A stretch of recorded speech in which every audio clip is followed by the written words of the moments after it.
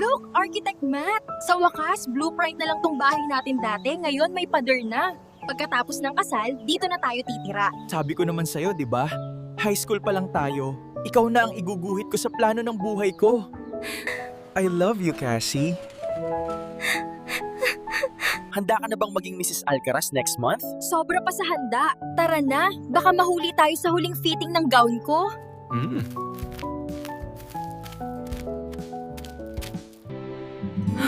Love, ikaw ang pinakamagandang bride na maglalakad sa altar sa araw ng kasal natin. Love, hindi ba pamahiin na wag isukat ang wedding gown bago ang kasal? Di naman totoo ang mga pamahiin na yan.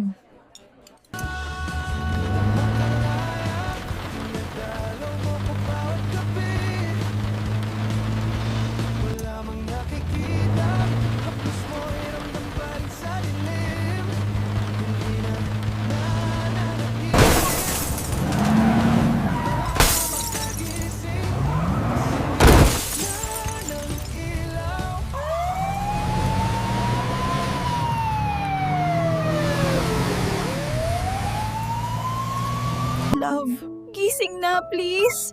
Nakakatawa ka naman sabi mo di mo ako paghihintayin sa altar. Pero bakit dito sa ospital? Ang tagal mo nang natutulog. Ikakasal pa tayo, love. Gising ka na please. Ma'am, kailangan nyo na pong magpahinga. 3 araw na kayong hindi kumakain ng maayos. Hindi pwede. Baka magising siya tapos wala ako. Time of death, 2:14 p.m.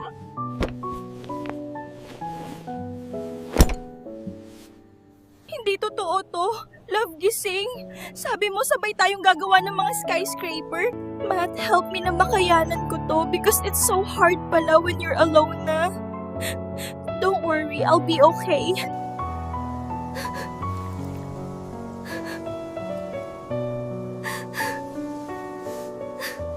Alam mo, Matt, natapos ko na yung museum project natin. Sayang, hindi mo nakita. Pero alam ko namang nakaupo ka lang dyan sa harap ko, nakangiti. Miss na kita. Miss, baka lumamig na yung kape mo. Kanina ka pa nakatingin sa kawalan. Ha? Sino ka ba? Can't you see I'm busy? At bakit ka ba nakikisawsaw sa table ko?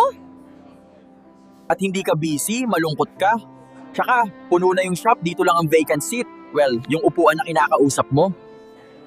Umalis ka nga, hindi kita kailangan. Kailangan mo ng kausap na sumasagot, Miss Architect. Hindi yung puro hangin lang. Kasi, tingnan mo tong sketch ko.